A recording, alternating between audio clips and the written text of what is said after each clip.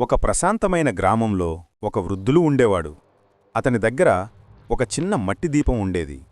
అది చాలా చిన్నదే అయినా ఎన్నో సంవత్సరాలుగా అతని ఇంటిని వెలిగించేది. మార్కెట్లో పెద్ద పెద్ద దీపాలు ఉండేవి. అవి ప్రకాశవంతంగా మెరిసిపోతూ అందర్నీ ఆకట్టుకునేవి. కాని వృద్ధుడికి తన చిన్న దీపం అంటే ఎంతో మమకారం. ఎందుకంటే అది ఇచ్చిన వెలుగులో ఆయనకు వేడి, ఆనందం, సంతోషం ఉండేది. ఒకరోజు గ్రామంలో గాలివాన మొదలైంది. ఆకాశం మబ్బులతో నిండిపోయింది. వాన ధారల వాన కురిసింది. గ్రామం మొత్తం చీకటితో కమ్ముకుంది. పెద్ద పెద్ద దీపాలు ఒక్కొక్కటిగా ఆరిపోయాయి.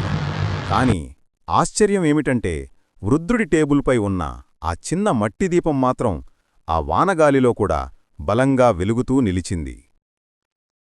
చీకటిలో భయపడిన గ్రామస్తులందరూ వృద్ధుడి ఇంటి వద్దకు వచ్చారు.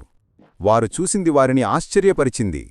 ఆ చిన్న దీపం వెలుగే అందరికీ చాలు అన్నట్టుగా అక్కడున్న వారందరినీ సాంత్వనపరిచింది. పిల్లలు చిరునవ్వులు చిందించారు. పెద్దలు ఊపిరి పీల్చుకున్నారు. ఉదయం సూర్యరశ్మి ఇంట్లోకి చొరబడింది. కాని ఆ చిన్న దీపం ఇంకా మెల్లగా వెలుగుతూనే ఉంది.